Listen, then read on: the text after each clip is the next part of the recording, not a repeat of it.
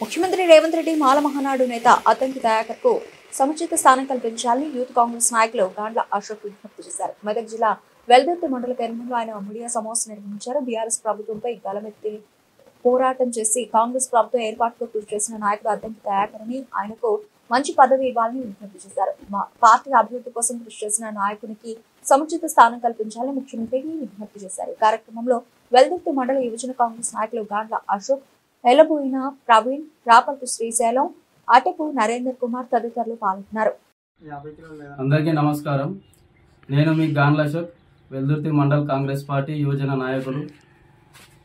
నాడు జాతీయ మాల మహానాడు జాతీయ అధ్యక్షుడిగా పనిచేసిన అద్దంకి దయాకర్ అన్న గారికి అదే క్రమంగా వస్తున్న క్రమంలో తెలంగాణ కోసం కొట్లాడిన వ్యక్తి, తెలంగాణ ఉద్యమకారుడు, తెలంగాణ కోసం అహర్నిశలు కొట్లాడి తెలంగాణ రావడంలో తన పాత్రను ఎంతో క్రియాశీలకంగా పోషించిన అట్లాంటి దయాకర్ అన్న వ్యక్తికి వచ్చిన తెలంగాణ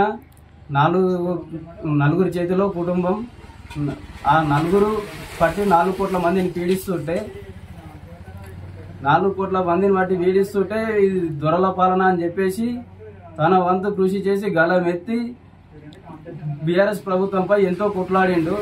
అట్లాంటి దయాకరణ కొట్లాడిన వ్యక్తి అధికారంలోకి తీసుకొచ్చిన పార్టీని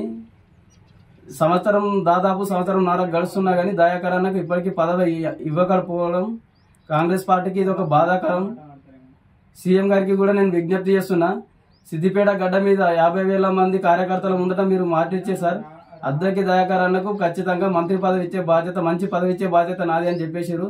మీరు మాట నిలబెట్టుకోవాలని నేను రిక్వెస్ట్ చేస్తున్నా. అట్లాంటి దయాకర్ అన్న గారు అని పేరు చెప్పగానే కొంతమందికి గ్రౌండ్ లెవెల్ ఏమవుతుందంటే నల్గొండ రెడ్లు కొంతమంది ఆపుతురు అనే సమాచారం గ్రౌండ్ లెవెల్లో వెళ్తుంది. నల్గొండ రెడ్లు అంటే కాంగ్రెస్ రెడ్లు అంటే మాకు కూడా గౌరవం. గతంలో తెలంగాణ కోసం తన పదవులను కూడా త్యాగం చేసి, మంత్రి పదవిని కూడా త్యాగం చేసి తెలంగాణ రావడం కోసం కొట్లాడిన వ్యక్తులు.